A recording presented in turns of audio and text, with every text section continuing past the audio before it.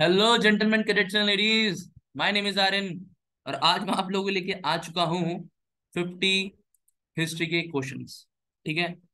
Okay. सो शुरू से and तक देखना, बहुत मजा आएगा। बहुत बड़े बड़े क्वेश्चन लगाए हैं मैंने। ठीक है। मजा आएगा। ठीक है। स्टार्टिंग करने से पहले दो बातें। डिस्क्रिप्शन में टेलीग्राम ग्रुप का लिंक है, जाके ज्वाइन कर लो यार। देखो क्या होता है ना, जब आप टेलीग्राम ग्रुप ज्वाइन करते हो ना, तो हर अपडेट मिलती रहती है आपको वहाँ, हर चीज़ की। हमारे सेशन भी होने वाले, अभी डाउट सेशन सीडीएस आ रहा है ना। तैयारी आप लोगों की अच्छी चल रही होगी। मुझे सब पहले कमेंट सेक्शन में बताना आज तैयारी कैसी चल रही है, सबके सब बताना। कमेंट सेक्शन में बताना तैयारी कैसी चल रही है। दूसरी बात, जो कोई भी सीडीएस तो है ही, एनडीए भी है ही, सीएपीए भी है, ये तीन आने वाले एग्जाम है। जो कोई भी इनके लिए प्रिपेयर कर रहा है भाई, वो ये वीडियो देख सकता है। ठीक है। चलो स्टार्ट करते हैं अपने पहले क्वेश्चन से। अपना पहला क्वेश्चन पूछा है, who was the editor of the journal Indian social reformer that was started in 1980। भाई देखो, ईयर का ही खेल है सारा हिस्ट्री में, और जर्नल से हमेशा क्वेश्चन आते हैं। ऑप्शन से के टी तिलंग, विरसिलिंगम, एन जी चंदावारगा, के एन नटराजन। तो इसका जो राइट आंसर है ना, उसका राइट आंसर मैं सर्कल कर देता हूँ ताकि तुम्हें पता चल सके कि राइट आंसर क्या है। तो राइट आंसर है के एन, एक सेकेंड, के एन नटराजन। ठीक है। के नटराजन ने स्टार्ट करा था क्या, इंडियन सोशल रिफॉर्मर नाम का क्या, जर्नल। ठीक है। कौन सी ईयर में, 1890 में। ठीक है। बेसिकली इसका काम क्या था, इसका काम क्या था कि स्मॉल और रूरल सोसाइटी जो है ना, स्मॉल और रूरल सोसाइटी जो है, ठीक है, उनको मॉडर्न सोसाइटी में कन्वर्ट करना, मॉडर्न सोसाइटी में कन्वर्ट करना। ठीक है। तो ये है कहानी पहले क्वेश्चन की। चलो आगे बढ़ते हैं। नेक्स्ट क्वेश्चन पूछ रहा है, देखो, इंडस वैली सिविलाइजेशन। ठीक है, इंडस वैली सिविलाइजेशन है ये, आईवीसी, इंडस वैली सिविलाइजेशन। उससे ही मैंने क्वेश्चन उठा रखा है, पीवाईक्यूज करवा रहा हूँ। मिक्सचर है सब, ठीक है, कुछ अपने बनाए हैं, कुछ पीवाईक्यूज हैं। ठीक है। तो इंडस वैली सिविलाइजेशन एक ऐसा टॉपिक है ना गाइस, कि इससे एक ना एक क्वेश्चन आना ही है अगर एंशंट से क्वेश्चन आ रहे हैं। सेम जैसे मिडिवल हिस्ट्री में विजयनगर अंपायर है ना, ठीक है, वैसे ही एंशंट में एक आपका आईवीसी और एक बुद्धिज्म जैनिज्म, इससे टॉपिक से क्वेश्चन आते ही आते हैं। ठीक है। तो नेक्स्ट क्वेश्चन पूछ रहा है, match list one with list two and select the correct answer using the code given below the list. List one Harappan site, ठीक है, इनको लिस्ट करना है। ठीक है। तो धोलावीरा कहाँ है आज का, आज का धोलावीरा कहाँ है। ठीक है। तो धोलावीरा कहाँ है, रालची गाड़ी, बिरानी, भोगावो, सौराष्ट्र, इनके जो लेटेस्ट नेम है। ठीक है, ये हड़प्पन साइड है, उनके मॉडर्न नेम्स है। बेसिकली बात ये है कि ये हड़प्पन साइड थी, और फिर इनके मॉडर्न नेम रख दिए गए एक तरीके से, भोगावो, बिराना, रालची गाड़ी। ठीक है। तो जो धोलावीरा है, धोलावीरा का मॉडर्न नेम क्या है, कादिर आइलैंड्स। कभी ना आप गुजरात जाना, पहली बात तो ये मैं बता दूं, जो धोलावीरा है ना, वो आप लोगों का गुजरात में है। हाल ही में यहाँ वाटर रिजर्वायर भी बने थे, और इसी से रिलेटेड ना, वाटर रिजर्वायर समझते हो ना, जब पानी इकट्ठा होता है, इसी से रिलेटेड 2022 के सीडीएस वन में ये क्वेश्चन आया था कि धोलावीरा कहाँ सिचुएटेड है, तो गुजरात में सिचुएटेड है। ठीक है। तो आप जाओगे ना कभी, तो धोलावीरा ना ऐसे ही एक छोटे सा आइलैंड में बस रखा है, गुजरात से लग गई है, मतलब गुजरात में ही है, लेकिन नाम उसका बस कादिर आइलैंड है। ठीक है। तो धोलावीरा कहाँ है, कादिर आइलैंड। तो इसमें ऑप्शन दो होते हैं ना, ऑप्शन में चेक कर लिया करो कि कौन सा ऑप्शन में क्या है। ए बी सी डी तो है ही। ए का हमने जब थ्री पता लगा लिया, तो ए का थ्री है, कहाँ है, ए का वन, ए का वन, ए का थ्री, सी और डी में से है। ठीक है। तो ए और बी तो अपने आप एलिमिनेट हो गए। ये होता है एलिमिनेशन मेथड। ठीक है, इसको याद रखना। एलिमिनेशन एक ऐसा मेथड होता है जिससे तुम क्वेश्चन क्या कर सकते हो, सॉल्व कर सकते हो। ठीक है। तो भाई हमने देख लिया कि ए का थ्री है और इसका भी ए का थ्री है। फिर आता है रालची गाड़ी। ठीक है। रालची गाड़ी का आज का प्रेजेंट नाम क्या है, हिसार, सौराष्ट्र या हरियाणा। ठीक है, एक तो हरियाणा अपने आप में पूरी स्टेट है, ठीक है, और हिसार हरियाणा में ही एक जगह है। तो इसका क्या हो सकता है गाइस, रांची गाड़ी का जो है वो है हिसार, तो बी का है टू, इसमें अगर इसका फोर है, तो automatically answer C is the right answer. Option C is the right answer. ठीक है। चलो नेक्स्ट क्वेश्चन। नेक्स्ट क्वेश्चन पूछ रहा है, which of the following statement about the Harappan culture is not correct. यार देखो, नॉट का हमेशा ध्यान रखना। ठीक है। जब पेपर देने जाओगे ना सीटीएस का, तो नॉट को ना थोड़ा हाईलाइट करके रखते हैं वो क्वेश्चन पेपर में, तो उसको ना अच्छे से देखना, नॉट को। तो तुम्हें पता चल जाएगा कि नॉट पूछा है, नॉट करेक्ट पूछा है या करेक्ट पूछा है। कई बार ऐसा होता है ना कि हम करेक्ट करके आ जाते हैं, बाद में देखते हैं जो ओएमआर शीट में सर्कल कर देते हैं, अबे यार जब क्रॉस चेक करते हैं ना उसमें, अबे ये तो नॉट नॉट करेक्ट था। तो नॉट का अच्छे से ध्यान रखना, ठीक है। तो क्वेश्चन पूछ रहा है, इनमें से कौन सी स्टेटमेंट करेक्ट नहीं है हड़प्पन कल्चर के बारे में। It witnesses the first cities in the subcontinent. यह एग्जैक्टली ये सही है, ये स्टेटमेंट सही है। It mark the first use of script written from right to left, या एग्जैक्टली ये भी सही है। ये पहली ऐसी सिविलाइजेशन थी जिसने राइट से लेफ्ट लिखने की क्या स्क्रिप्ट मिली थी, जिसमें स्क्रिप्ट के तौर पे हमें कई सारी चीजें मिली थी, ठीक है। थर्ड पूछ रहा है, it mark the earliest known use of iron as a medium for the art of scripting. नहीं, आयरन तो उस टाइम यूज ही नहीं हुआ था, आयरन उस टाइम यूज नहीं होता था। ये कौन सा एरा था, ये था bronze era, bronze bronze age थी ये। कई बार सीडीएस में ये क्वेश्चन आ चुका है, सीडीएस एनडीए सीएपीएफ तीनों में एग्जाम में ये क्वेश्चन आया है कि भाई साहब इंडस वैली सिविलाइजेशन कौन सी एज की है, iron age, bronze age, copper age, silver age, ऐसे करके। तो इसका जो आंसर है वो है ब्राउन्ज एज, ठीक है। तो इंडस वैली सिविलाइजेशन है वो ब्राउन्ज एज की थी, ठीक है। आयरन उस टाइम तो यूज ही नहीं होता था। आयरन तो तब आया जब, कौन सा टाइम था, जब टाइम था बुद्धिज्म का, जैनिज्म, जब ये सब उभर रहे थे, एक एक पूरा ट्रांजिशन पीरियड हो रहा था। इसी को, इसी टाइम को हम बोलते हैं सेकेंड अर्बन सिविलाइजेशन, ठीक है। क्यों सेकेंड अर्बन सिविलाइजेशन इसने बोलते हैं, एक तो इसमें बहुत बड़े बड़े थिंकर्स का जन्म हुआ था, बुद्धिज्म थे, जैनिज्म थे, सोक्रेट थे, ठीक है, जोरास्ट्रियन था, ठीक है। इस तरह के लोग, एक बड़े बड़े थिंकर्स का जन्म हुआ था, ठीक है। दूसरा, सेकंड सिविलाइजेशन इसलिए बोलते हैं क्योंकि इस टाइम आयरन इन्वेंट हुआ था, आयरन का यूज होना शुरू हो गया था, ठीक है। ये बात है पोस्ट वैदिक, जब वैदिक काल खत्म हो गया था उसके बाद की, वैदिक एज के बाद का जो एरा आया था जिसमें बुद्धिज्म और जैनिज्म था, जब डायनेस्टीज का राज होना शुरू हुआ था, हरियाणा का डायनेस्टी सुना होगा आप लोगों ने, बिंदुसार, अजात शत्रु, है ना, ठीक है। तो फर्स्ट अर्बन सिविलाइजेशन किसे बोलते हैं, फर्स्ट अर्बन सिविलाइजेशन बोलते हैं हम इंडस वैली सिविलाइजेशन को ही बोलते हैं हम फर्स्ट अर्बन सिविलाइजेशन, इसलिए इसको सेकंड बोलते हैं। और इंडस वैली सिविलाइजेशन को फर्स्ट अर्बन सिविलाइजेशन बोलने के पीछे का रीजन ही यही है, क्यों, क्योंकि उस टाइम के जो घर होते थे ना गाइस, वो जो घर होते थे वो डबल स्टोरी टाइप के घर होते थे। ये डबल स्टोरी घर जैसे, मतलब जैसे आज के टाइम पे मॉडर्न, जैसे मॉडर्न स्ट्रक्चर है ना, कि आपकी ये सोसाइटी है, मान लो ये घर है, ये भी घर है, ये भी घर है, ये भी घर है, ठीक है, ये है, ये भी घर है, ये भी घर है, ये भी घर है, ये भी घर है, ठीक है, ऐसे चार घर है, ऐसे चार घर है, ऐसे ना 90 डिग्री पे, 90 डिग्री पे एंगल रहता था जिसको ग्रिड पैटर्न बोलते थे। और यहाँ से निकल के सारा, यहाँ से निकलता था, इनके घर से ड्रेनेज निकलता हुआ, इनके घर से ड्रेनेज निकलता हुआ, सारा अंदर पीट होल से बाहर निकल जाता था। ड्रेनेज सिस्टम अच्छा था, ठीक है। और बैल्कनी थी, घर का डायरेक्ट व्यू नहीं था जैसा आज भी होता है, ठीक है, ताकि प्राइवेसी रहे। खिड़कियां नहीं थी, डबल स्टोरी थी, मतलब दूसरे फ्लोर भी था, इसलिए इसको अर्बन सिविलाइजेशन बोलते हैं, समझे। और यही चीजें हम आज भी फॉलो कर रहे हैं, ठीक है। तो इसका जो राइट आंसर है वो है C, C is the right answer. चलो नेक्स्ट क्वेश्चन।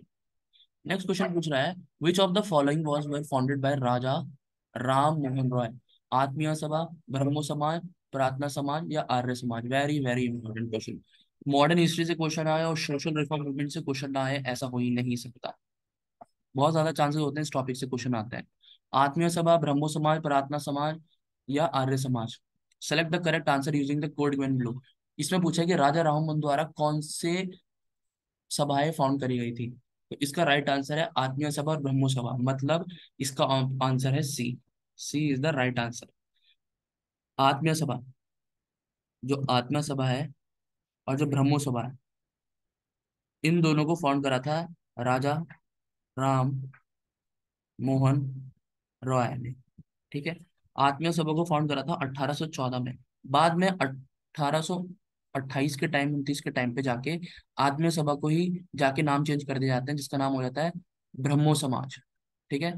पहले इसका नाम था ब्रह्मो सभा, फिर इसको ब्रह्मो समाज कर देते हैं, ठीक है। फिर इसको ज्वाइन करते हैं दादा देवेंद्रनाथ टैगोर और केशव चंद्र सेन, ठीक है। फिर उन दोनों में क्लैशेस होते हैं, वो अपना खोल लेते हैं, अपना खोल देते हैं। राजा राममोहन की डेथ की बात बता, ठीक है, इतना डेप्थ में नहीं जाना, ठीक है, बस ईयर याद रखना।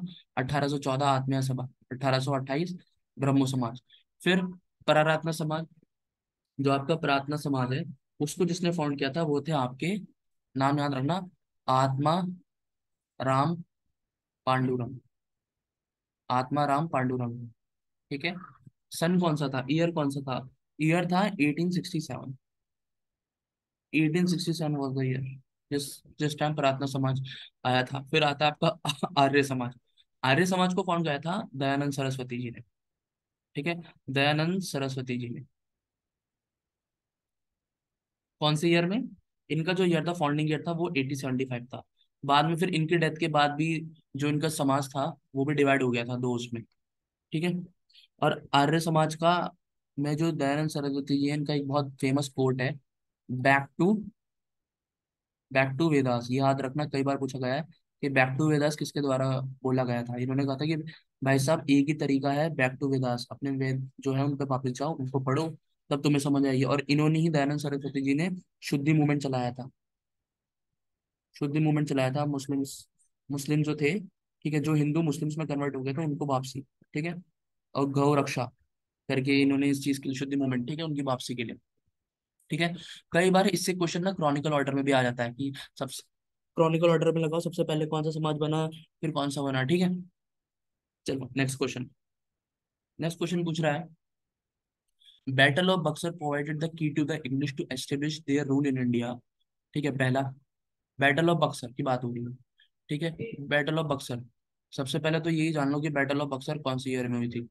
बैटल ऑफ बक्सर का जो सन है, ये वेरी वेरी इंपॉर्टेंट है भाई साहब, 1764 में हुई थी। क्यों?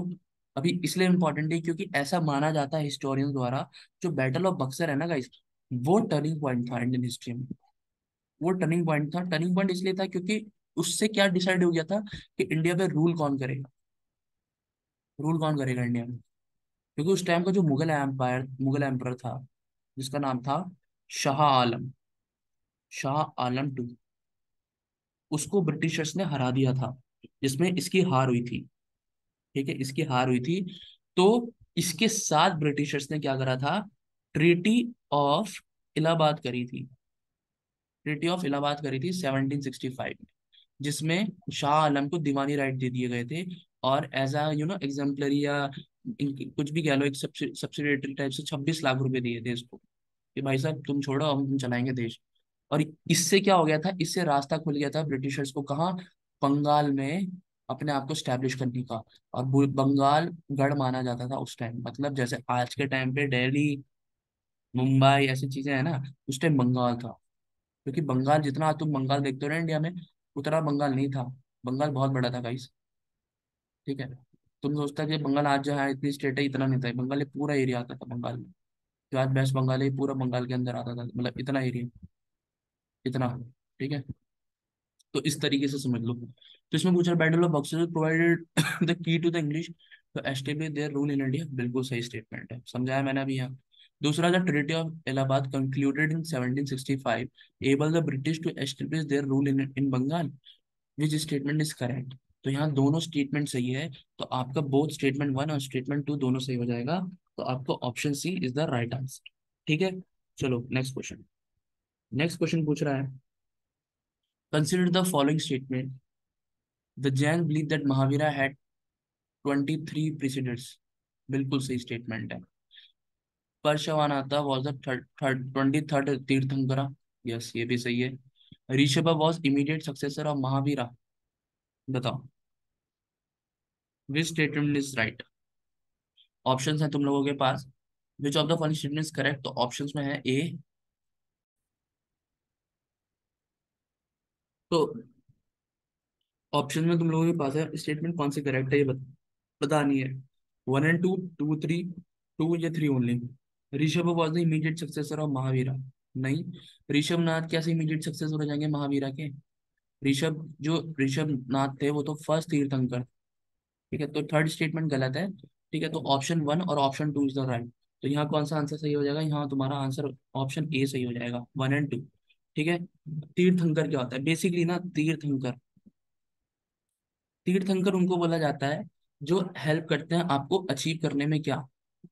एनलाइटमेंट बोल लो, ठीक है, लिबरेशन बोल लो, कुछ भी इस तरीके की चीज है। ठीक है। इसी में एक वर्ड आता है अरियंत। ये भी जैनिज्म से निकला है। बुक भी आती है ना अरियंत की, सुना होगा आपने, ये भी जैनिज्म से निकला है। अरियंत का बेसिकली मतलब होता है डिफीट एनिमी। ठीक है। जैनिज्म के बारे में अगर मैं बताऊं, तो ऋषभनाथ थे इसके पहले तीर्थंकर। उसके बाद जो 24 तीर्थंकर थे वो थे हमारे कौन? महावीरा जी। ठीक है, जो किसके कंटेम्पररी थे, बुद्धिज्म के, बुद्धा के। ठीक है, तो जो बुद्धिज्म, जो जैनिज्म था, वो दो पार्ट, दो सेक्ट में डिवाइड था।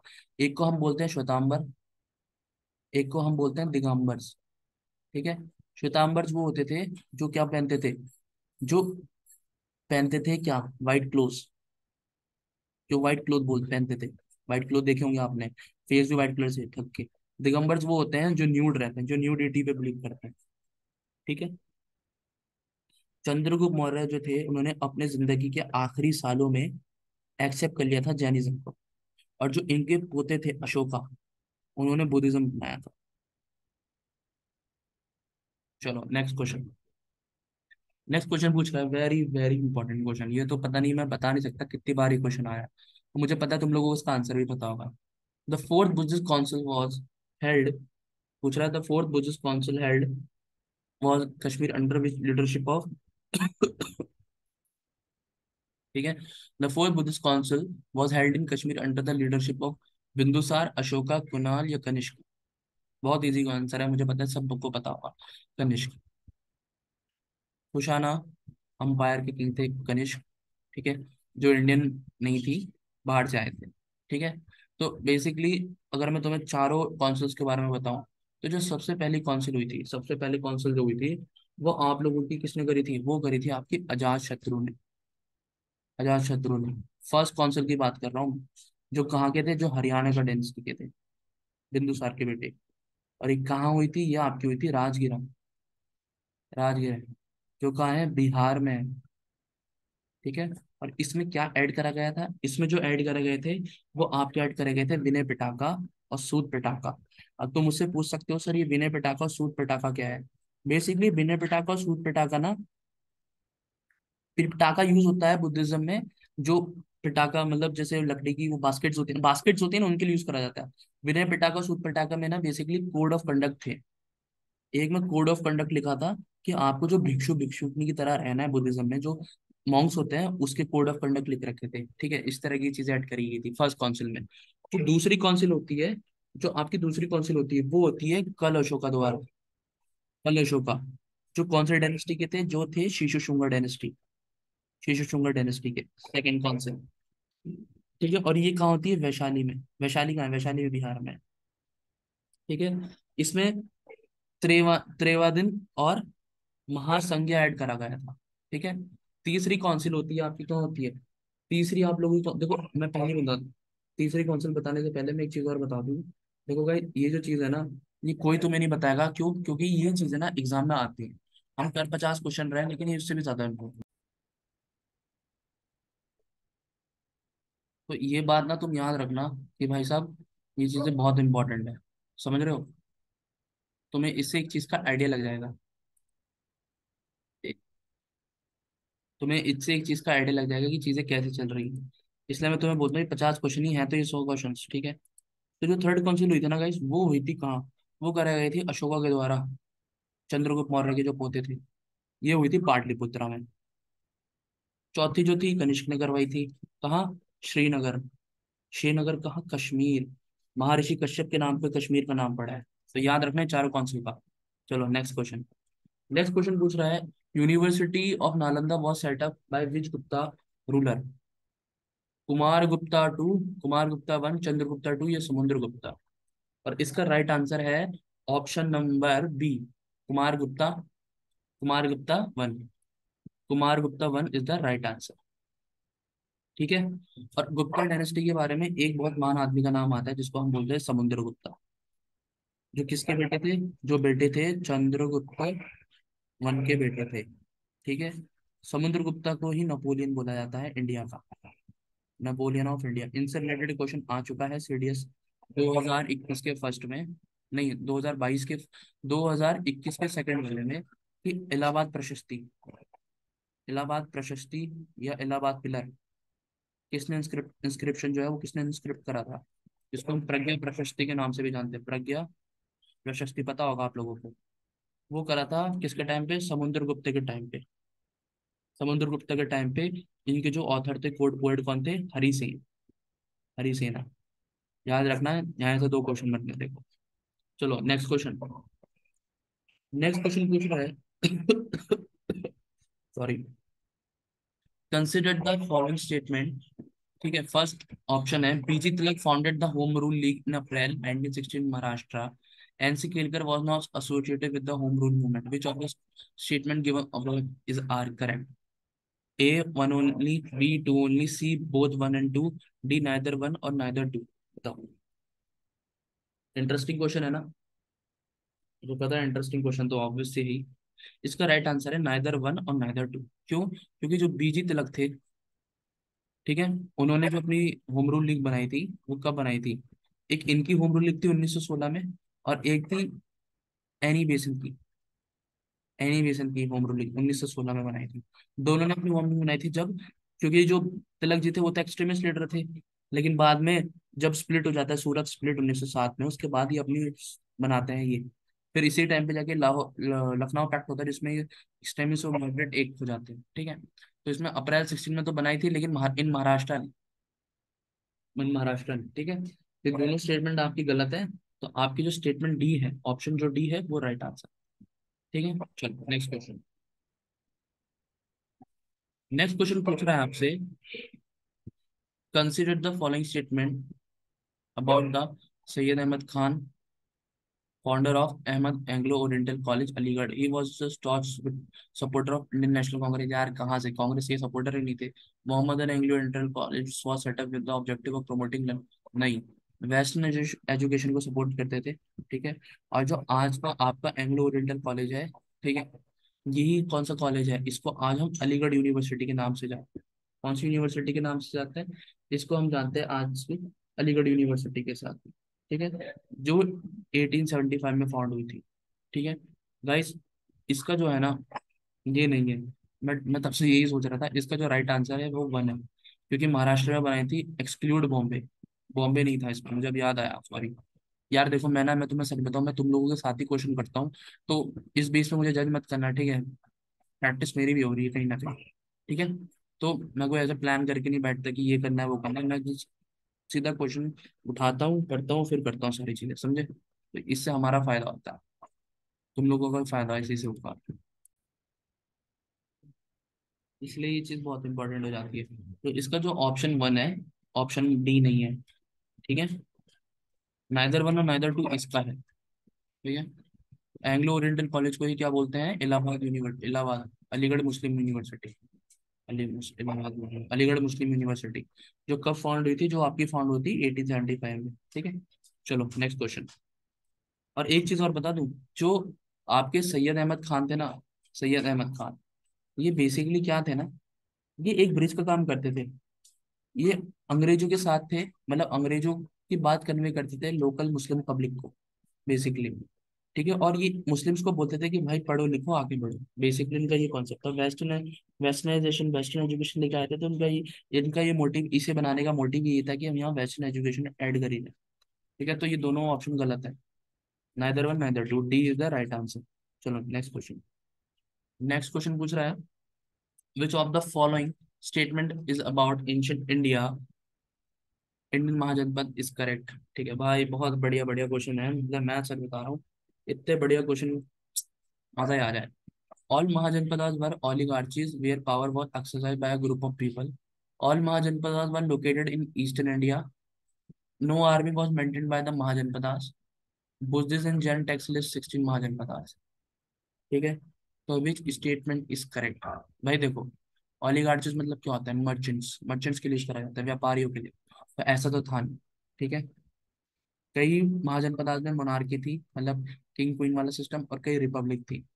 ठीक है, ऑलिगार्ची तो था ही नहीं, तो ये ऑप्शन तो अपने आप ही गलत हो जाता है। All mahajanapadas were located in the eastern India, नहीं यार, एक सेकेंड ना, अगर ये हमारा काइंड ऑफ प्यारा भारत है ना, ठीक है, ठीक है, ये हमारी ईस्ट साइड है, इसको हम ईस्ट साइड कंसिडर करते हैं। ठीक है, इसको हम ईस्ट साइड कंसिडर करते हैं इंडिया की। ठीक है, तो भाई साहब, गंधारा तो यहाँ थी, कंबोजा तो यहाँ थी, आशिका तो यहाँ थी, है, यहाँ तो पाटलिपुत्रा थी, अवंती थी। ठीक है, ये कुछ कुछ थी, बाकी सब तो यहाँ थी। बनारस तो यहाँ था, माना चलो बनारस इस साइड आता है, लेकिन यहाँ है, तो ये भी स्टेटमेंट भी गलत हो जाती है। नो आर्मी वॉज मेंटेन भाई, कैसी बातें कर रहे हो। महाजनपद द्वारा आर्मी मेंटेन नहीं होगी तो किसके द्वारा होगी, स्टेटमेंट ही गलत है। बुद्धिस्ट और Jain text listed 16 mahajanapada, yes. Yes, option D is the right answer. Mahajanapadas, अगर आज के टाइम पे बोलो ना, अ ग्रुप ऑफ जनपदास। अब जनपदास मैं कैसे बोलूं, जैसे आज के टाइम पे एग्जांपल मैं तुम्हें दूं, जैसे दिल्ली है, मुंबई है, तो ये उस टाइम भी होती है तो इनको महाजनपद कंसिडर करा जाता है, जैसे आज के टाइम में मेट्रोपॉलिटन सिटी करे जाते हैं, उस टाइम इनको महाजनपद बोला जाता था। तो ऐसे 16 महाजनपदास के बारे में वर्णन है जैन और बुद्धिस्ट टेक्सास में। तो जो आपको सबसे पहले इन 16 महाजनपदों के नाम याद रखना जरूरी है गाइस, याद ही करने पड़ेंगे। क्यों? क्योंकि कई बार क्वेश्चन आ चुका है कि इनमें से कौन सी जनपद नहीं है ये। अगर आपको 16 जनपद होंगी तो आपको पता होगा कि इनके अलावा कोई है ही नहीं मेन। तो 16 महाजनपद आ गए, इनके नाम नोट कर लो, एक एक करके बता रहा हूँ। सबसे पहले आपकी काशी, जो आज का बनारस है, ठीक है, कोशाला, अंगा, मगधा, ठीक है, फिर आता है आपका वज्जी, ठीक है, और भी बहुत सारी माला, ये नेपाल में थी, ठीक है, छेदी, जिसको छेदी भी बोलते हैं, वात्स्या, ठीक है, कुरु, ठीक है, पंचाला, मत्स्या, ठीक है, शूरसेना, आशका, अवंती, गंधारा और कंबोजा, ये सारी बहुत इंपॉर्टेंट है। तो देखो ये जो 16 महाजनपद है ना, इनके नाम याद रखना है यार प्लीज। मैं फिर से रिपीट करता हूँ नाम, ठीक है, एक एक करके। काशी, ठीक है, लिख लेना। कोशाला, अंगा, मगधा, वज्जी, ठीक है, माला, छेदी, वत्स्य, कुरु, पंचाला, मत्स्य, शूरसेना, आशका, अवंती, गंधारा और कंबोजा। ये 16 के 16 नाम याद रखना, ठीक है। चलो next question. Match list one and list two, select the correct answer using code given below the list. ठीक है, लिस्ट वन में क्या है, पर्सन्स के नाम है, और लिस्ट टू में उनके रोल जो थे कॉन्स्टिट्यूशन के बनाने में, वहाँ ये सारी चीजें आ जाती हैं। ठीक है, तो ये चीजें याद रखना। तो एक एक करके करते हैं। जो हमारे बी आर अम्बेडकर जी थे, बी आर अम्बेडकर जी का सबसे बड़ा रोल क्या थे, वो बॉय क्या थे, चेयरमैन थे कॉन्स्टिट्यूंट असेंबली के, सॉरी ड्राफ्टिंग कमेटी के, कॉन्स्टिट्यूंट असेंबली बोल रहा हूँ। तो डी का 3 है, तो डी का 3 कितनों में है, ए का 3 और बी का डी में 3, ठीक है। तो अब हमें देखना, ए का भी 2 है, ए का भी 2 है, तो राजेंद्र जी जो थे, वो क्या थे, चेयरमैन थे कॉन्स्टिट्यूंट असेंबली के, ठीक है। तो ये दो तो सेम है, ठीक है। अब हमें इस चीज में ये देखना है अब हमें इस चीज में देखना है कि जो टीटी कृष्णमाचारी थे, ठीक है, और जो दूसरे थे एससी मुखर्जी, वो क्या थे। तो जो टीटी कृष्णमाचारी थे, वो थे क्या, मेंबर थे किसके, ड्राफ्टिंग प्रसाद कमेटी के, ठीक है। तो यहाँ पर बी का क्या हो जाएगा, बी का हो जाएगा आपका 1, ठीक है। और सी का क्या है, सी का तो फिर अपना आप है ही 4। वाइस चेयरमैन कॉन्स्टिट्यूंट असेंबली के कौन थे, एस सी मुखर्जी, तो ए इज द, ठीक है, तो A is the right answer. चलो नेक्स्ट क्वेश्चन क्या पूछ रहा है, नेक्स्ट क्वेश्चन चलते हैं।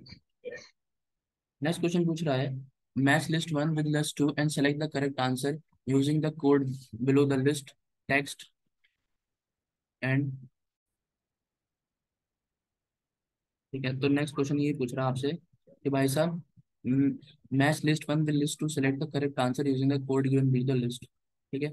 टेक्स्ट लिस्ट वन में आ गए, ठीक है, और उनके जो ऑथर हैं, ठीक है।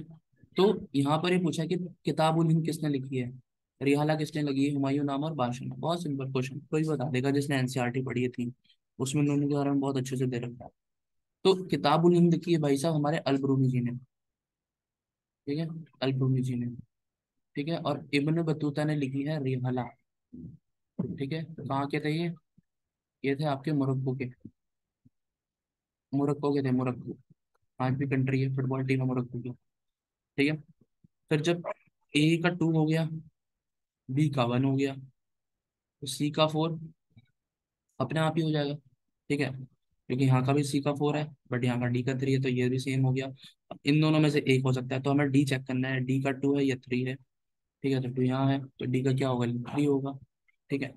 तो बादशाह नामा किसने लिखी है, अब्दुल हामिद लाहौरी ने, अब्दुल हामिद लाहौरी, ठीक है, तो D is the right answer. चलो नेक्स्ट क्वेश्चन। नेक्स्ट क्वेश्चन पूछ रहा है, which one among the following was not a proposal of the cabinet mission in 1946? ठीक है, 1946 में वो कौन सा प्रपोजल है, which one among the following was not a proposal, not a proposal, क्या प्रपोजल नहीं है कैबिनेट मिशन का। ठीक है, तो देखते हैं क्या करके। The constituent assembly was to be a constitute on the democratic principle of the population strength. ठीक है, provision for Indian Union of Provisions and States, provision for an Indian Union of Provisions and States। ठीक है, EU, the members constituent assembly be Indians। ठीक है, British government supervise the affair constituent assembly. भाई ये तो यहाँ तो गलत ही हो गया।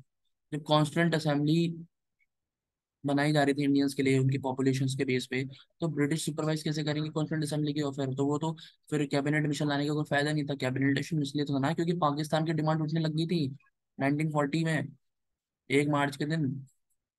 ठीक है, तो इसी चीज को रोकते रोकते कि भाई ना हो पार्टीशन, ना हो, कैबिनेट मिशन लेके आए। ठीक है, लेकिन ये भी फेल हो गया। Option D is the right answer. ठीक है, बाद में आपको पता ही है 1947 के दिन हमारा क्या हुआ था, पार्टीशन हुआ था। चलो नेक्स्ट क्वेश्चन।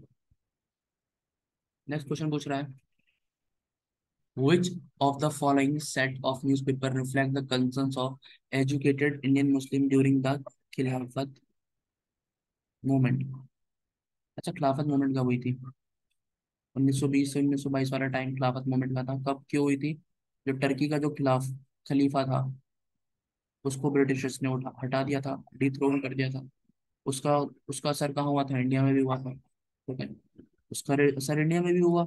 इंडिया में जब हुआ था जो मोहम्मद ब्रदर्स थे, शौकत अली, अली ब्रदर्स से नाम याद है? शौकत अली लोग जो थे, अली ब्रदर्स, उन्होंने ये क्या, इलीनियस मूवमेंट को क्या करा, अपराइज करा। और इसमें सपोर्ट किसने करा? गांधी जी ने मुस्लिम्स का सपोर्ट लेने के लिए उनको खिलाफत मूवमेंट में सपोर्ट करा, ताकि दोनों एक हो जाए। ठीक है, और इसी के टाइम पे गांधी जी ने नॉन कॉपरेशन मूवमेंट को स्टार्ट कर रखी थी। ठीक है, क्यों? क्योंकि 1919 में क्या हो गया था, जलियांवाला बाग हो गया था। तो उन्होंने बोलते भाई हम नॉन कॉपरेट करेंगे, कॉपरेट करेंगे नहीं उनके साथ। तो ये कहानी कुछ इस तरीके से थी। तो इसमें पूछा है कि कौन से ऐसे इंडियन मुस्लिम के न्यूज़पेपर थे जो रिफ्लेक्ट करते थे मुस्लिम्स के कंसर्न्स पे खिलाफत मूवमेंट के टाइम पे। तो ऑप्शन है, comrade and Hamdard, comrade Hindustani times, जिम्मेदार एंड मुस्लिम वॉइस, कॉमरेड हमदर्द, जमींदार एंड अली हल। वैसे तो ये भी सही है, लेकिन हमें पूछा गया है क्या, विच of the following set of newspaper reflect the concerns of educated Muslims during the Khilafat movement? तो D is the right answer। ठीक है, D is the right answer। ठीक है, इसमें एक चीज याद रखना, जो कॉमरेड और अलिहाल है, ये दोनों जो न्यूज़पेपर है, इनको जिन्होंने लिखा है ना, उनका नाम है मौलाना अब्दुल कलाम आजाद। ठीक है, हमदर्द हो गया और जमींदार हो गया। जो जमींदार है, जो जमींदार वाला है, जमींदार वाला लिखा है मौलाना जफर अली खान। ठीक है, वो इन्होंने लिखा है। ठीक है, हमदर्द किस जमींदार किने लिखा है? मौलाना Zafar Ali Khan.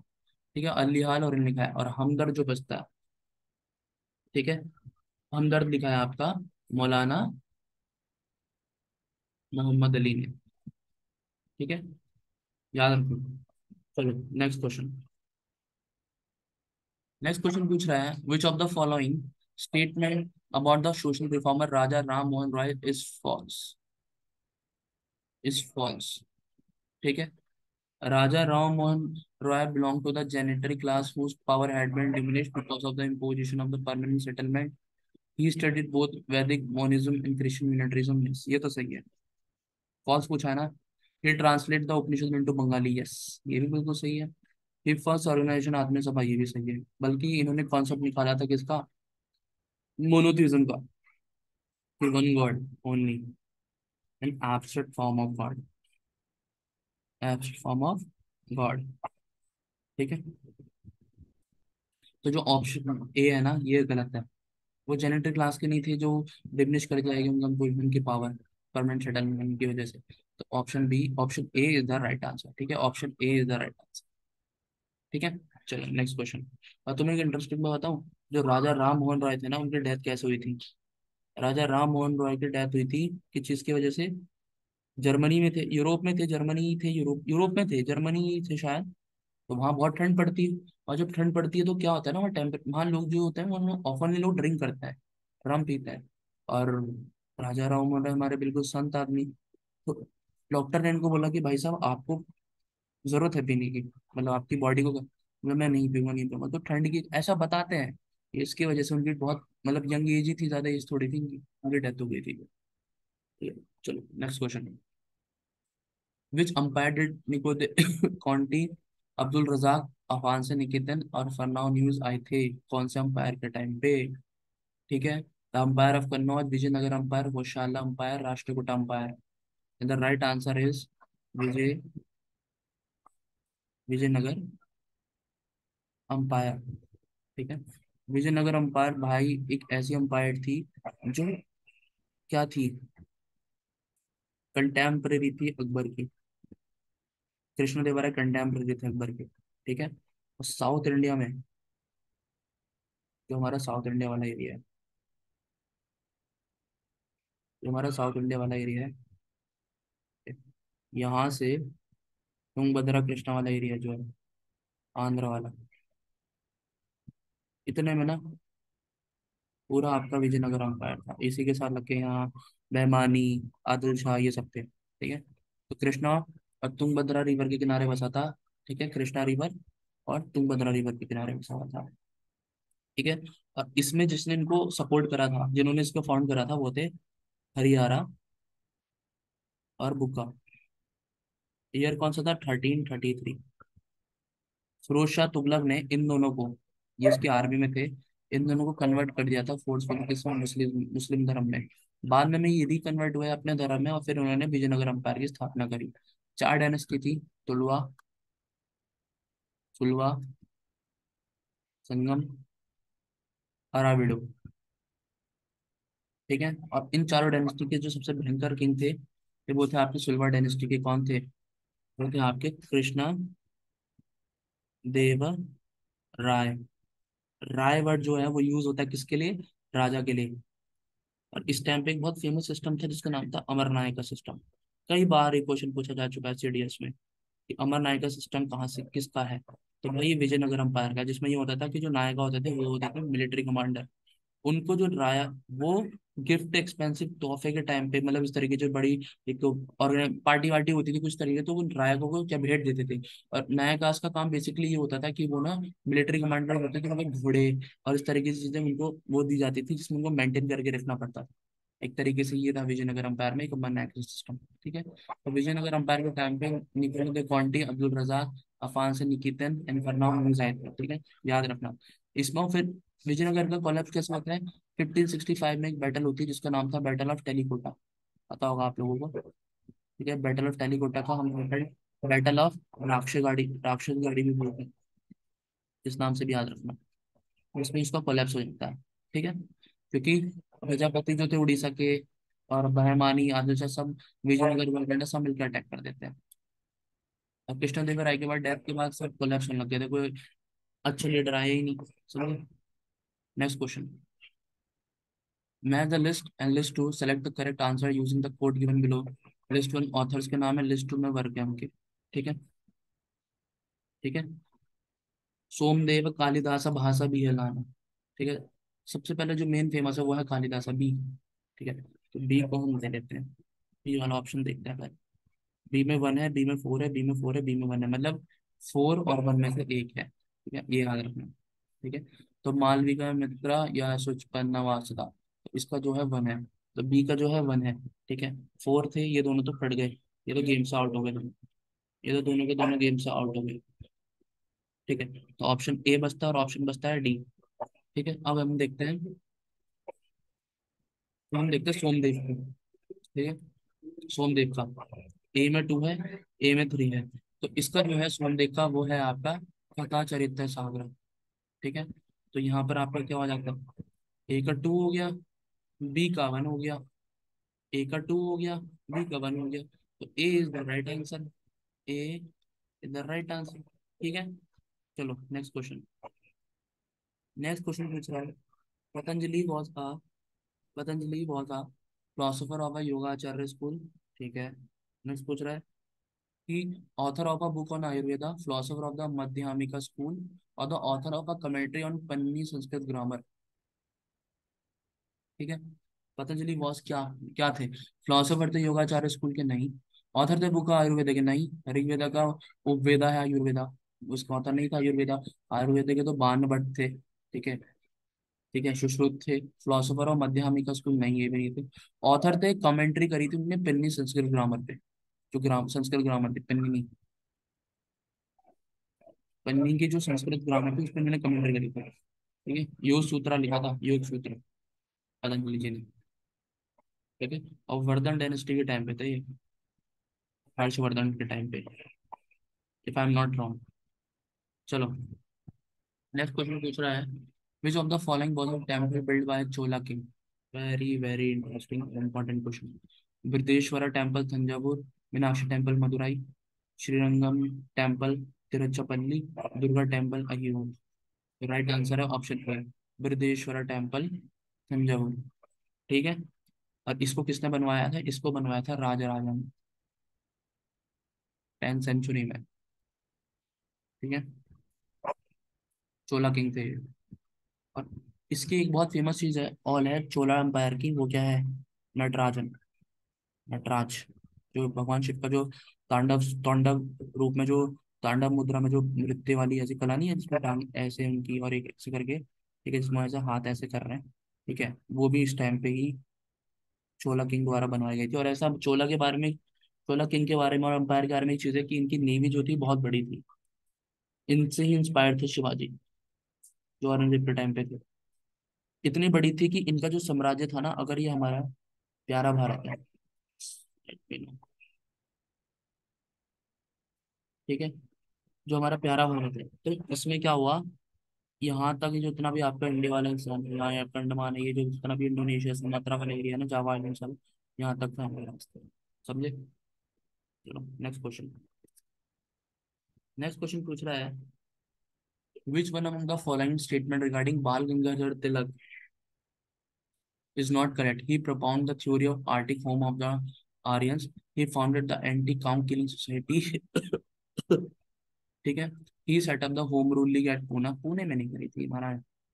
He supported the age of consent. ये सही है, पुणे में तो करी, पुणे में तो करी थी, एक्सेप्ट बॉम्बे, मैं भी कंफ्यूज हो गया, नॉट करेक्ट। बॉम्बे, बॉम्बे एड था, बॉम्बे के अलावा पूरा महाराष्ट्र में इनकी लीग थी। ठीक है, इन्होंने एंटी काउ किलिंग सोसाइटी करी थी एस्टेब्लिश, और इन्होंने ही प्रोपाउंड करा था theory of arctic of the Aryans. दी है इनके भी एक पॉइंट ऑफ व्यू इस पे कि आर्टिक, जो आर्टिक एरिया है हमारा, वहां से आए थे आर्यन, उनका होम था। और ही सपोर्ट था एज ऑफ कंसेंट बिल में। और D is the right answer, not correct पूछा है तो उनका सपोर्ट नहीं था एज ऑफ कंसेंट बिल में। ठीक है, तो D is the right answer. ठीक है। एक्सट्रीमिस्ट लीडर थे बाल गंगाधर, गंगाधर तिलक, याद रखना। ठीक है, ही वॉज एक्सट्रीमिस्ट लीडर। लाल बाल पाल, ठीक है, एक्सट्रीमिस्ट लीडर थे ये, जिसमें लाला हंसराज, लाला लाजपत राय, हंसराज बोल रहा हूँ मैं, लाला लाजपत राय। ठीक है। और आपका बिपिन चंद्र पाल, पाल हो गए, और बाल गंगाधर तिलक। ठीक है। चलो नेक्स्ट क्वेश्चन। नेक्स्ट क्वेश्चन पूछ रहा है कि which among the following governor general from the triple alliance against Tipu Sultan? Warren Hastings, Lord Cornwallis, Lord Wellesley, या लॉर्ड बेंटिक? ठीक है, the right answer is Lord Cornwallis, B is the right answer. Third Anglo third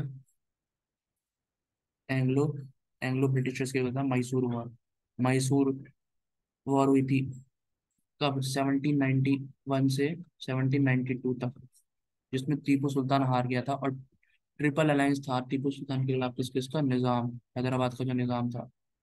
ठीक है, वो था, इसमें Britishers थे, Britishers थे, और तीसरे थे आपके मराठा।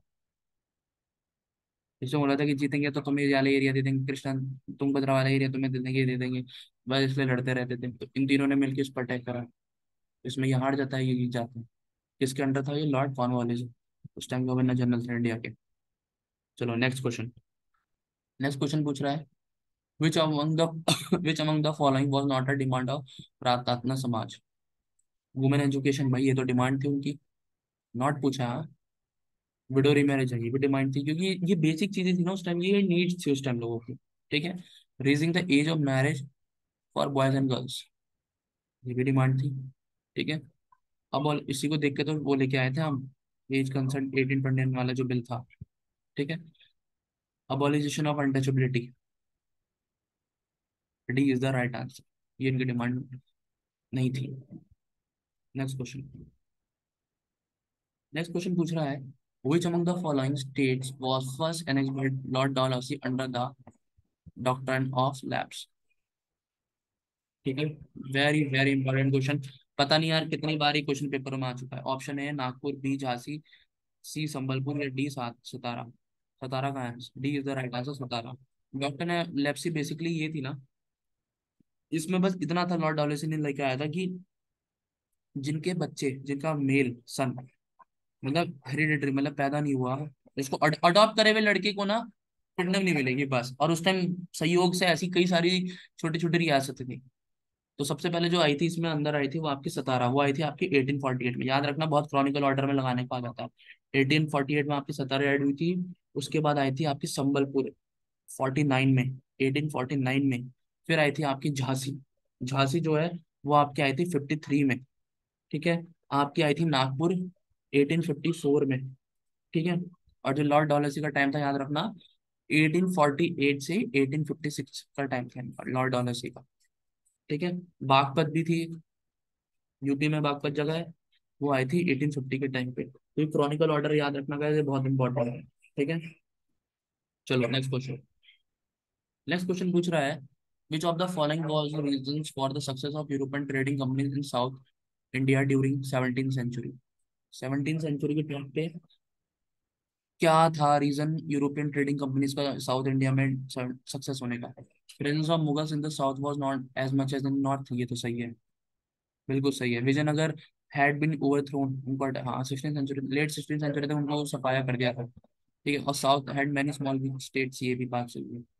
ठीक है। तो यहाँ पे भाई साहब तुम्हारे जो है ना, 2 और 3 सही है, 1 सही नहीं है।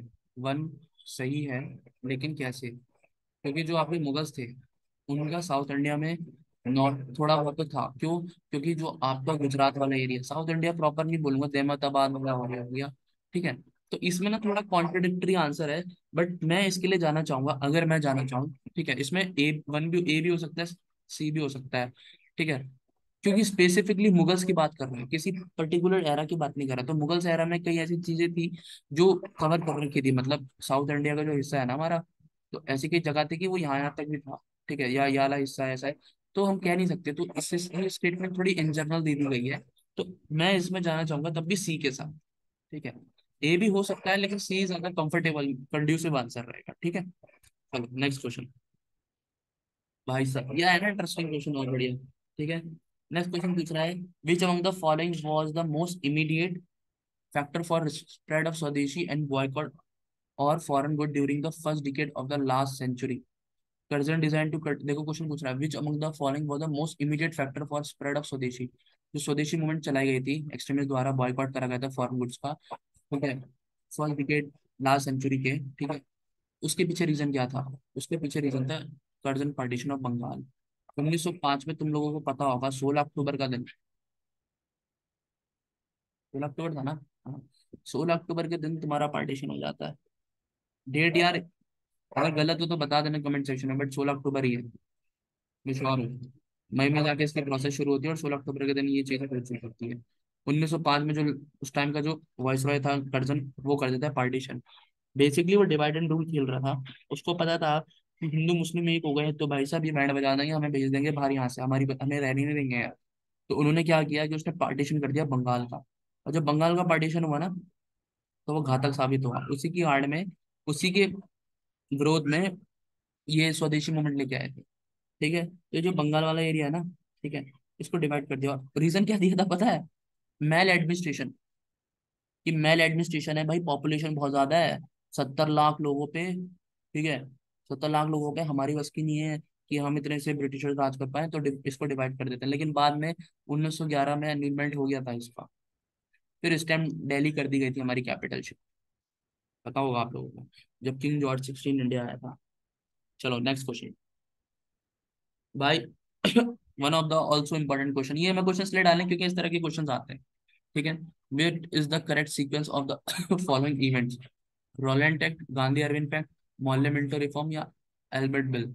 Select collect the answer using the coding in blue, मतलब हमें लगाना है सबसे पहला कौन सा आया और सबसे बाद में कौन सा आया, ठीक है। तो एक एक करके लगाएंगे। तो जो सबसे पहले इसमें आया था वो आया था आपका एल्बर्ट बिल। एल्बर्ट बिल आया था आपका 1883 में, इसका ईयर है 1883। मॉर्ले मिंटो कब आया था आपका 1909 में। इसको मॉन्टेगो चेलमिस फोर्ड से कंफ्यूज मत कर लेना, मॉर्ले मिंटो अलग है, मॉन्टेगो चेलमिस फोर्ड 1919 में आया था, ये 1909 में आया था। गांधी अर्विन पैक्ट कब आया था? गांधी अर्विन पैक्ट आया था आपका 1931 में, जिसमें ये सजा रुकवा सकते थे भगत सिंह की, ठीक है, बट रुकवाई नहीं, ठीक है। रोलेंट एक्ट कब आया था? रोलेंट एक्ट आया था आपका 1919 में, ठीक है। फिर आपका गांधी अर्विन पैक्ट आया था। तो सबसे पहले ये आता है, तो फोर्थ का क्या हो जाता है? फोर्थ का हो जाता है, तो इसमें सबसे पहले कौन सा हो जाता है? A B C D। तो सीक्वेंस वाइज कैसे लिखा है? तो सबसे पहले आता है आपका फोर्थ, तो बी और सी में फोर्थ है, तो ये हो गया। फिर आपके बाद इसमें आता है आपका क्या आता है? इसके बाद आपका आता है मॉर्लेमेंटो, ठीक, तो इसमें 3 हो जाएगा, तो B is the right answer. फिर आपका 1 आता है, फिर आता है गांधी अर्विन पैक्ट, ठीक है, तो B is the right answer, ठीक। चलो next question. Mansabdari system was founded by the mansabdar, military commanders थे, प्रोविजनल गवर्नर्स थे, high civil and military officers थे, ऑल ऑफ द। तो इसमें चारों की तीनों सही है, तो D is the right answer. D is the right answer, ठीक है। D is the right answer, ठीक है। मिलिट्री कमांडर्स थे, बेसिकली मनसबदार्स क्या होते थे, रैंक्स दी जाती थी, ठीक है, जिसमें आपके मिलिट्री कमांडर्स को रैंक दी जाती थी, और प्रोविजनल गवर्नर्स होते थे, उनको एक पर्टिकुलर एरिया दे दिया जाता था, जिसमें आपको घोड़े सारी चीजें मेंटेन करनी पड़ती थी। एक तरीके का मनसबदारी सिस्टम था, ये अकबर के टाइम से स्पेसिफिकली ज्यादा फ्लोरिश करा था, समझे। चलो नेक्स्ट क्वेश्चन। नेक्स्ट क्वेश्चन पूछ रहा है, ठीक है।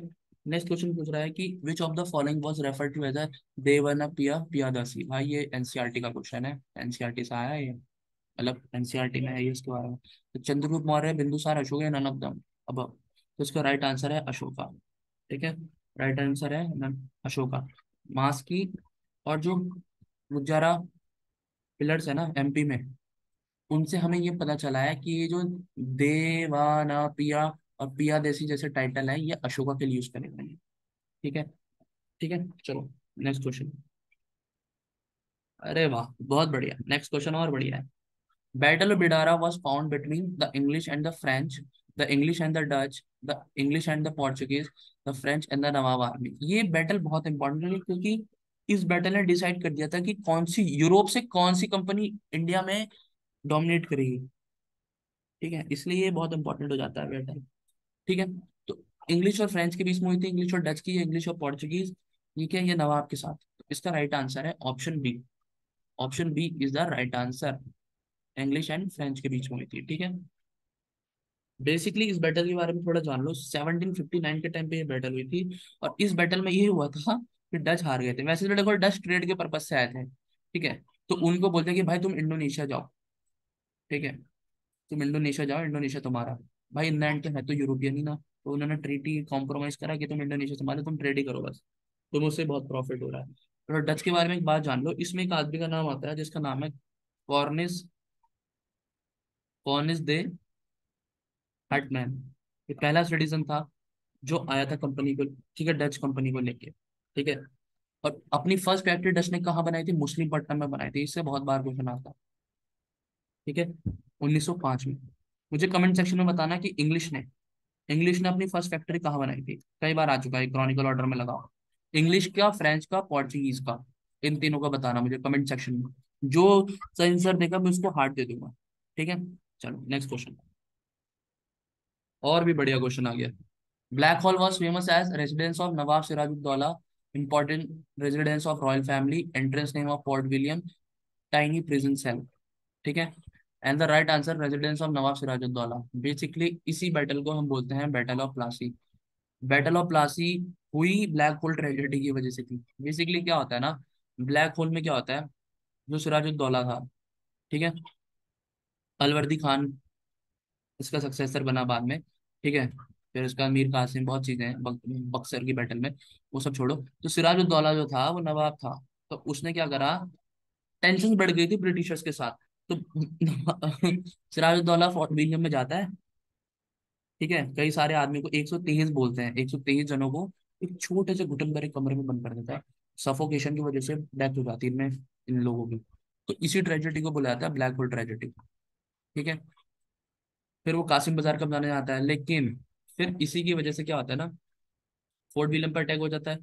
तो ये टाइम जब हो गया था, उसके बाद वो क्या करता है, रॉबर्ट जो क्लाइव था, रॉबर्ट क्लाइव कौन था, ये कमांड करता है। फिर इसी की वजह से 1757 में लड़ाई होती है।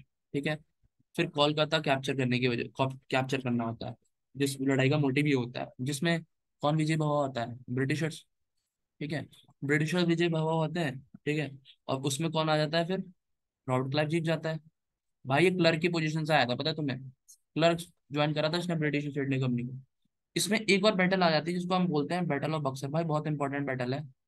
ठीक है। बहुत ज्यादा इंपॉर्टेंट है। 1764 में हुई थी, 22 अक्टूबर के दिन, डेट भी आता है मुझे आज भी, क्योंकि इंपॉर्टेंट बैटल है। मीर कासिम, मीर कासिम, ठीक है, अवध का नवाब जिसका नाम था शाहजुद्दौला, और तीसरा मुगल एम्पायर शाह आलम टू। ये तीनों का अलायंस अटैक करता है ब्रिटिशर्स पे, लेकिन ब्रिटिशर्स जीत जाते हैं।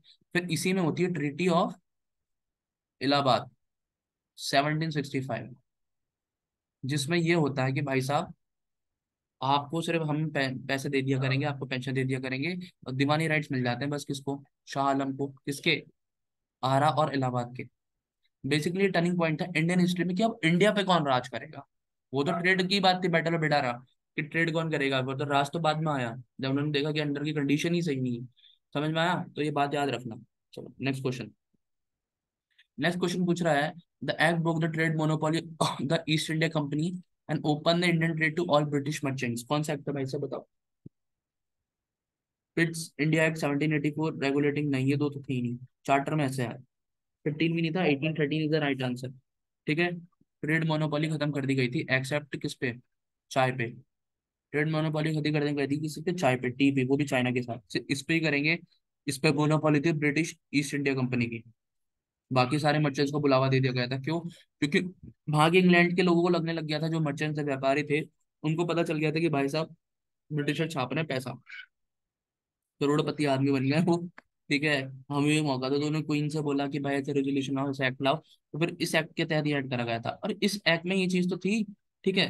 दूसरा, इस एक्ट में ना सबसे इंपॉर्टेंट था कि क्रिश्चियन मिशनरीज, क्रिश्चियन मिशनरी जो है ना, उनको ओपन हैंड दे दिया था कि भाई जाओ तुम अपने प्रीच करो क्या, क्रिश्चियनिटी का, लोगों को कन्वर्ट करो। ठीक है। लोगों को बताओ इंपॉर्टेंस। और इस एक्ट का सबसे इंपॉर्टेंट एक जो मुझे लगता है, जो जितना मैंने पढ़ा है, 1 लाख रुपए दिए गए थे एजुकेशन सिस्टम को बिल्डअप करने के लिए, कि भाई साहब साइंस टेक्नोलॉजी, ठीक है, लिटरेचर, इन सब पे खर्चा करो। तो इस टाइम से इंडियन एजुकेशन की रिस्पॉन्सिबिलिटी किस पे आ जाती है, ब्रिटिशर्स पे आ जाती है, जिसमें वो 1 लाख रुपए सेंक्शन होते हैं इनको। ठीक है। तो इसलिए एक बहुत टर्निंग पॉइंट था, समझे। चलो नेक्स्ट क्वेश्चन। नेक्स्ट क्वेश्चन पूछ रहा है, after the death of Shivaji there was a fight for the succession between Raja Ram Sambhaji, Sambhaji and Bajirao, Sambhaji and the widow of Shivaji. ये तो है नहीं, ये भी नहीं है। Raja Ram Sambhaji is the right answer, जिसमें राजा राम जीतता है। तो राजा राम को बनाया जाता है उनके बाद सक्सेशन। ठीक है। चलो नेक्स्ट क्वेश्चन। ठीक है। नेक्स्ट क्वेश्चन पूछ रहा है, match list with list two and select the correct answer using the code given below. The list social reformers के नाम है और उनके एसोसिएशन के नाम है। ठीक है।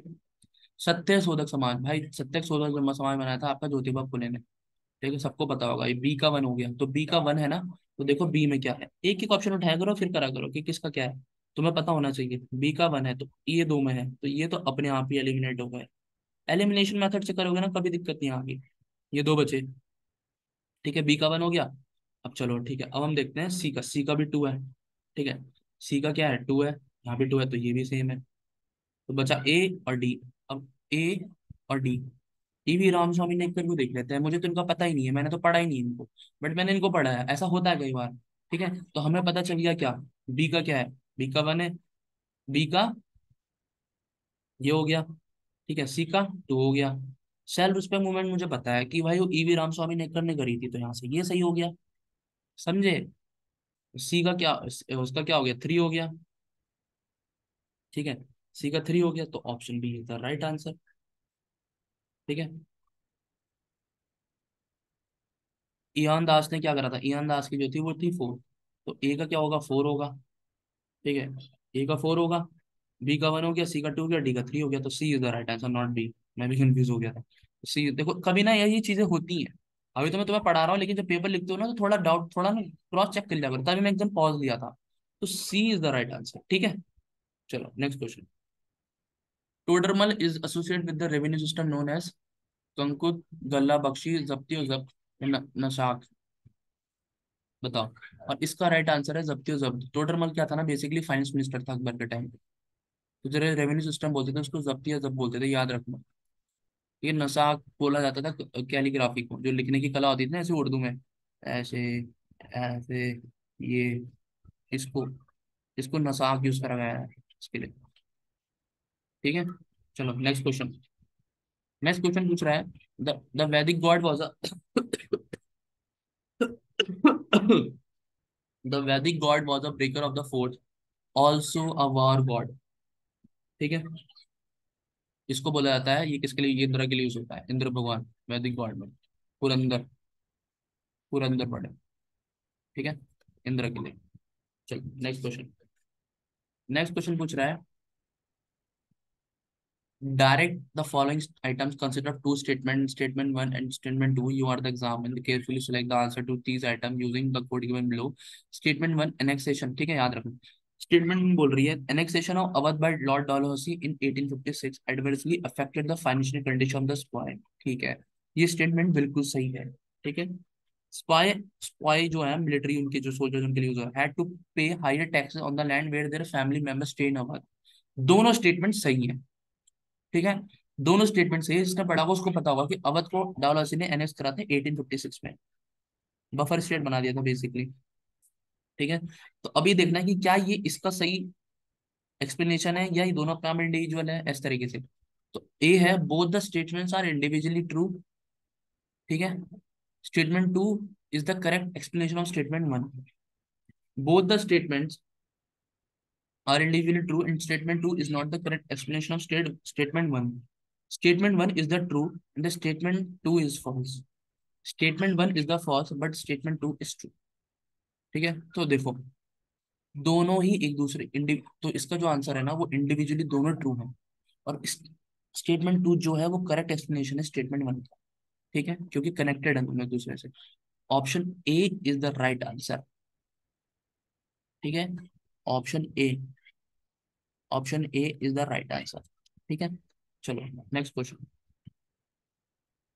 नेक्स्ट क्वेश्चन पूछ रहा है, हु फाउंडेड द अमृत बाजार पत्रिका। भाई इससे बहुत क्वेश्चन आता है, और ये क्वेश्चन कई बार आ चुका है कि अमृत बाजार पत्रिका किसने लिखी है। गिरीश चंद्र घोष, हरीश चंद्र मुखर्जी, सुरेंद्र नाथ बनर्जी, शिशिर कुमार घोष। तो भाई साहब इसका आंसर है शिशिर कुमार घोष। शिशिर कुमार घोष, और इनके साथ एक और थे मोतीलाल घोष। ठीक है, इन्होंने लिखी है दोनों ने। ठीक है, चलो next question. The later Vedic age means the age of comparison of, जो लेटर वैदिक था उसमें तो वैद के बात में लेटर वैदिक, संहिता, ब्राह्मा, ब्राह्मण, अरियंकाज, ऑल द तो D is the right answer. Aranyakas जो थे फॉरेस्ट राइटिंग जो बोलते थे, फॉरेस्ट के बारे में लिखे, फॉरेस्ट में रहते हैं। ब्राह्मण जिसमें ये लिटरेचर, ये सारी चीज, संहिताज भी वही थी। ठीक है, वर्ण संहिता। ठीक है, सब ना छोटे छोटे कंपाइजन थे वेद से उठा उठा के, तो ये तीनों थे उस टाइम पे लेटर वैदिक काल में। ठीक है, जिनको रीराइट करा गया था, ठीक है, वेद्स को इनके फॉर्म में। तो all of the above is the right answer. ठीक है, चलो नेक्स्ट क्वेश्चन। नेक्स्ट क्वेश्चन पूछ रहा है, Mohammad Ghori led the foundation of the Turkish empire in India by defeating Prithviraj in second battle of Tarain, Jaichand in the battle of Chandawar, the Chandalas, and D both then B above. तो भाई साहब D is the right answer. Prithviraj movie देखी है अक्षय कुमार की, पृथ्वीराज चौहान, नहीं देखी तो देख लेना। मैं तो उसमें बहुत रोमांटिसाइज कर रखा है, इतना तो कुछ था भी नहीं, काफी चीजें गलत दिखाई हैं, लेकिन तुम्हें एक आइडिया हो जाएगा। ठीक है, जो इनके जो फ्रेंड थे या इनके कोर्ट पोएट थे ना पृथ्वीराज जी के, चंद्र बरदाई, चंद्र बरदाई जी इनके बेस्ट फ्रेंड थे। उनकी एक बुक है जिसका नाम है पृथ्वीराज, पृथ्वीराज रासो। वो पढ़ना कभी जीवन में मौका मिले तो, बहुत इंटरेस्टिंग वैल्यूइंग किताब है, उसमें बता रखा है। तो इसका डी आंसर इधर है, डी आंसर है ए एंड बी। ठीक है, Prithviraj in second battle of Tarain and Jaichand in the battle of Chandawar. 17 बार माफ करा था पता है पृथ्वीराज चौहान ने मोहम्मद गौरी को। ठीक है। और एक बार तो ऐसा था कि गर्दन पे हथियार रखा था, बस बोलते थे कि मैं निहत्थे को नहीं मारता, रूल्स थी इसलिए मारे गए। कभी कभी ना ज्यादा एथिक्स, ज्यादा ही चीजें भी ना इंसान को ले डूबती है, मेरा पर्सनली मानना है। थोड़ा कॉम्प्रोमाइज कर लेना चाहिए सामने वाले को देख के, फालतू नहीं, सामने वाला कैसा है उसको वैसे ट्रीट करना चाहिए। ये बस ये बात याद रखना। D both A and B. ठीक है। Next question. The real founder of sultanate of Delhi and its first dynasty was Mohammad Ghori, Qutbuddin Aibak, Iltutmish या बलबन। बताओ भाई। इसका जो बेसिकली राइट आंसर है ना, वो तुम्हारा है इल्तुमिश। इल्तुमिश नहीं है, इल्तुमिश इसके बाद आया था। कुतुबुद्दीन ऐबक है। कुतुबुद्दीन ऐबक ने फाउंड करी थी कौन सी, बताओ। चलो मुझे कमेंट सेक्शन में बताना कौन सी डायनेस्टी का कुतुबुद्दीन ऐबक था। उसके बाद इल्तुमिश आया, फिर बलबन आया। ठीक है। ओके। चलो नेक्स्ट क्वेश्चन। बेसिकली चलो मैं ही बता देता हूँ। जो दिल्ली सल्तनत थी ना, दिल्ली सल्तनत की एक बात याद रखना। दिल्ली सल्तनत को एक बहुत इंपॉर्टेंट इवेंट की तरह देखा जाता है इंडियन हिस्ट्री। ठीक है। दिल्ली सल्तनत को ना एक बहुत इंपॉर्टेंट टर्निंग पॉइंट से देखा था। जो सबसे पहले डायनेस्टी थी उसका नाम था ममलुक, ममलुक डायनेस्टी। ठीक है, जिसको फाउंड करा था कुतुबुद्दीन ऐबक ने स्वयं। फिर आती है आपकी खिलजी डायनेस्टी। ठीक है, फिर आती है आपकी, if I am not wrong, Tughlaq dynasty. फिर आती है आपकी सैयद डायनेस्टी, सबसे छोटी डायनेस्टी थी सैयद। फिर आते हैं आपकी लोधी डायनेस्टी।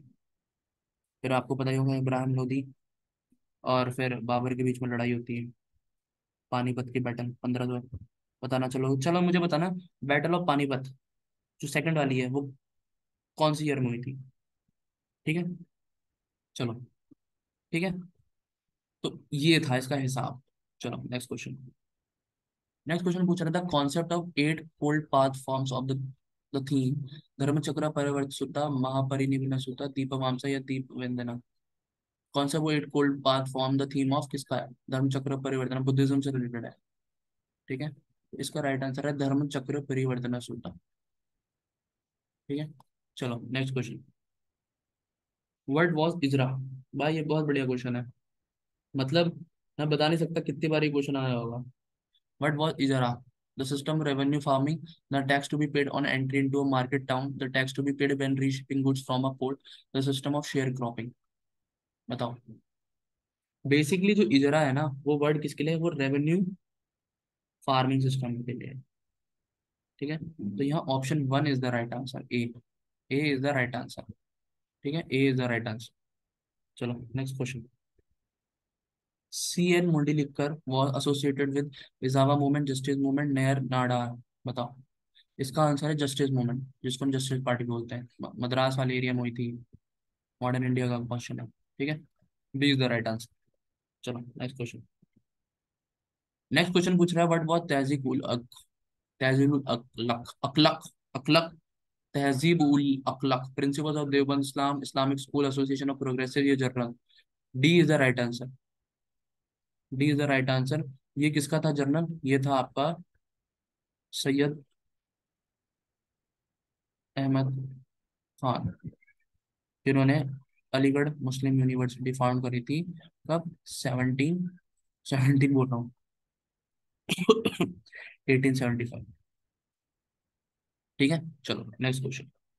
इसको हम एंग्लो ओरिएंटल कॉलेज भी बोलते हैं। ओरिएंटल इसलिए बोलते थे क्योंकि वेस्टर्न एजुकेशन का इनका दबदबा था इसको बढ़ाने का। एंग्लो ब्रिटिशर्स के लिए होता था, और इनको Anglo Oriental College, Mohammedan Anglo Oriental College बोला जाता था। नेक्स्ट क्वेश्चन पूछ रहा है which Shaka king defeated by Gautamiputra Satakarni, Moga, Rudradaman one, मेंदन, नहापाना। बहुत बढ़िया क्वेश्चन है, मजा आ गया। ठीक है, तो भाई इसका आंसर है नहापाना, जो कौन सी डायनेस्टी के थे, साका किंग, साका डायनेस्टी के। ठीक है। चलो नेक्स्ट क्वेश्चन। विच, भाई ये बहुत इंपॉर्टेंट क्वेश्चन है, कई बार पूछा गया है। Which lake of Gujarat was build as an artificial reserve by Maurya. Sudarshan lake, Loktak, Pushkar, या लोनार। तो इसका आंसर है Sudarshan lake. Sudarshan lake is the right answer. Basically जो सुदर्शन लेक है ना, इसको जिसने बनवाया था वो थे पुष्पगुप्ता। ठीक है। कौन सी डायनेस्टी के थे? चंद्रगुप्त डायनेस्टी के, चंद्रगुप्त मौर्य की डायनेस्टी के थे। ठीक है। उसके बाद क्या होता है, उसके बाद ना एक्सेसिव रेनफॉल की वजह से ये टूट जाती है लेक। गुजरात में है ये लेक, ठीक है, आज भी है। ठीक है। तो इसको फिर कौन रिपेयर कराता है? इसको जो रिपेयर कराता है उसका नाम था रुद्रदमन। रुद्रदमन। ठीक है। बाद में रुद्रदमन के बाद इसको जो सही, इसके लिए जो इसको और अच्छा कराता है, ठीक है, वो थे आपके शकंड गुप्ता, गुप्ता डायनेस्टी के। शकंड गुप्ता पैसे देते हैं, ठीक है, अपने गवर्नर को बोलते हैं कि भाई साहब तू करवा। समझे? चलो नेक्स्ट क्वेश्चन। अशोक का भी हाथ था, पुष्पगुप्ता के बाद अशोक ने कराई। अशोक के बाद रुद्रदमन, रुद्रदमन को शकंड गुप्ता, लेकिन रिपेयर इसको रुद्रदमन ने कराया। मेन इससे क्वेश्चन आज पूछा जाता है, कई बार क्वेश्चन पूछा जा चुका है भाई। सुदर्शन जो गुजरात में है लेक, उसे किसने कराया था? रुद्रदमन ने कराया था। ठीक है, याद रखना। नेक्स्ट क्वेश्चन पूछ रहा है, which among the following was a part port city. ठीक है। Very very important question, very very important question. The following is the port city of the Indus valley civilization. Lothal, Dholavira, Kalibangan, चारों इंडिया में है। लोथाल है इसका राइट आंसर, जो कहाँ है? गुजरात में है। कुछ इंडस वैली सिविलाइजेशन की क्या नाम बता रहा हूँ, किसके साइट्स के नोट कर लो। सुरकंदा, सुरदाता। ठीक है। नेक्स्ट हो गया आपकी मोहनजोदारो। ठीक है। कालीबंगन, ये तो है इराकी घाटी, धुलावीरा चाल तो ये हुई गई। फिर आपका आती है एक सुध के इंदौर, ये पाकिस्तान में, ये भी पोर्ट सिटी है। आलमगीर, आलमगीरपुर। ठीक है। और आपकी और अमरी, रोपार। ठीक है। और चंद्वार, जो मुझे याद आ रही है मैं वही लिख रहा हूँ। ठीक है। बानावाली। ठीक है। फिर उससे और भी बहुत सारी हैं। ठीक है। बाकी तुम चलो, तुम कमेंट सेक्शन में बताना मुझे। ठीक है। चलो नेक्स्ट क्वेश्चन। मेजर मैंने बता दी तुम लोगों को। ठीक है। ये मेजर मेजर थी, तो इसका ध्यान रखना। ठीक है। बाकी कोई ऐसी बात नहीं है, सब बढ़िया है। नेक्स्ट क्वेश्चन पे आ जाते हैं। नेक्स्ट क्वेश्चन हमारा ये पूछ रहा है कि which of the following statement was not a feature of the permanent settlement act. Permanent settlement act, ठीक है। Zamindar were made the legal proprietor of the land, ये बिल्कुल सही है, नॉट पूछा है। Most of the landlord did not take interest in the improvement of the land, बिल्कुल सही है, तभी तो आगे सेटलमेंट चेंज करनी पड़ी। रैयतवाड़ी सेटलमेंट क्यों लेके आए वो अपनी वेस्ट साइड में? ये तो ईस्ट बंगाल में थी। Statement was assured of fix income, fix income थी, तभी तो परमानेंट रखा गया। 1/6 of the produce was given to the government, ये गलत है। 1/6 of the produce was given to the government, ये गलत है। नाम याद रखना, कुछ सेटलमेंट्स के नाम बता रहा हूँ। एक है परमानेंट सेटलमेंट, टैक्स कलेक्ट करने का प्रोसेस, उसको सेटलमेंट बोला गया है। ठीक है, कुछ वो मत सोचना कि लोगों को बचा गया था। रैयतवाड़ी आ जाती है, मालवाड़ी आ जाती है। ठीक है। ये कुछ मेजर सेटलमेंट्स है। ठीक है, तो इसमें जो ऑप्शन डी है इज द राइट आंसर है। ठीक है, इनके नाम याद रखना। चलो नेक्स्ट क्वेश्चन। नेक्स्ट क्वेश्चन पूछ रहा था, Gandhi was adopt for a non cooperation movement was to inspire the army to revolt against, नहीं ये तो गलत है, वो तो नॉन वायलेंस को सपोर्ट करे। टू प्रोवोक द पब्लिक, नहीं ये भी गलत है। ठीक है। To make people agree to surrender their titles and resign government job, ये तो बिल्कुल सही है। नेक्स्ट देख लेते हैं, to instruct the leader to oppose the government in parliament, ये भी गलत है। C is the right answer, C is the right answer. ठीक है। कब हुई थी नॉन कॉपरेशन मूवमेंट? भाई नॉन कॉपरेशन का टाइम था आपका 1920 से 1922 तक था। ठीक है। गवर्नमेंट के खिलाफ थी। और यहाँ आपके 50 क्वेश्चंस पूरे हो जाते हैं। आई होप आप लोगों को मजा आया होगा। मिलते हैं नेक्स्ट वीडियो में जल्दी ही। ठीक है, मेरी करंट अफेयर का वीडियो आने वाली है मार्च, मार्च की। स्टे ट्यून और पढ़ते रहो। जय हिंद, ध्यान रखो, एग्जाम नजदीक है। ठीक है, अपनी पढ़ाई को फर्स्ट गियर में निकाल दो। बाय।